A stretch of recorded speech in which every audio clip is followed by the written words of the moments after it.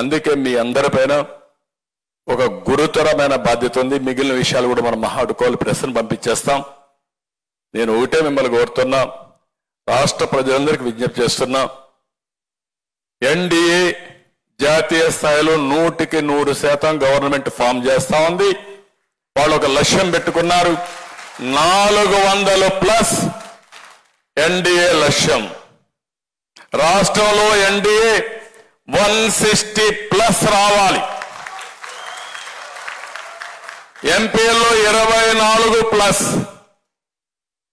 25 గెలిపించుకోగలిగితే చరిత్ర, నాకేం అనుమానం లేదు. కడప కూడా మనమే గెలవబోతున్నాం, దాంట్లో నాకు అనుమానం లేదు. ఏ ముఖం పెట్టుకొని మీరు ఓటు అడుగుతారు? బాబాయిని చంపాం, మిమ్మల్ని కూడా లేపేస్తాం ఓటేమని అడుగుతారా? నేను అడుగుతున్న సమాధానం చెప్పండి. అర్హత ఉందా నేను అడుగుతున్నా. అందుకే నేను జనసేన అధినేత పవన్ కళ్యాణ్ గారికి కోరా, విస్తృతంగా తిరగాలని. ఆయన ప్రోగ్రాం వేసుకుంటున్నాడు.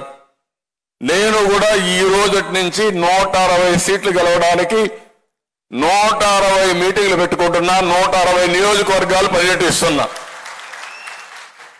నా బాధ్యత నేను చేస్తాను, ప్రజల్లోకి వెళ్తాను. నేను చెప్పవలసిన విషయాలన్నీ చెప్పి ప్రజల్ని సమాయత్తం చేస్తాం. అదే సమయంలో మిమ్మల్ని కూడా కోరుతున్నాం, ఈ రోజు నుంచి మీ అందరికీ ఒక టైం టేబుల్ పెట్టుకున్నాం. మేమేం చేస్తున్నాం, మీరేం చేస్తున్నారు, మీ అందరికి ఇచ్చిన తర్వాత మళ్ళా 1 నెల తర్వాత 25 రోజుల తర్వాత మళ్ళా ఇక్కడే సమావేశం అవుతున్నాం. ఈసారి వచ్చినప్పుడు మీరు, మేము, జనసేన అభ్యర్థులు, బీజేపీ అభ్యర్థులు అందరం కూర్చుంటున్నాం. మళ్ళా సమీక్ష చేసుకుని ఎన్నికల బరిలో పోతున్నాం. మీరు ఈ నెల మాత్రం ఏమారితే ఇమ్మీడియట్ గా మళ్ళా మీకు ఫోన్లు వస్తాయి.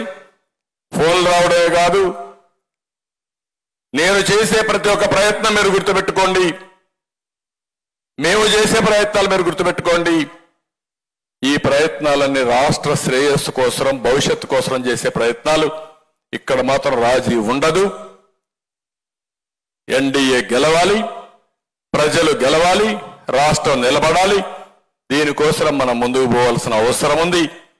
ఇది అందరూ గుర్తుపెట్టుకొని, ఇంకొక పక్క కూడా కొంతమందికి సీట్లు రాని అభ్యర్థులు ఉన్నారు, అన్ని పార్టీల్లో ఉన్నారు. అందరినీ దృష్టిలో పెట్టుకుంటాం. అటు కేంద్రం ఉంది, ఇటు రాష్ట్రం ఉంది. పని చేయాలి, సమాజ సేవ చేయాలనే వ్యక్తులకి అవకాశాలు కల్పించే బాధ్యత ఈ 3 పార్టీలు కూడా తీసుకుంటామని మరొక్కసారి ఈ సభాపర్వంగా ప్రతి ఒక్కరికి విజ్ఞప్తి చేస్తున్నా.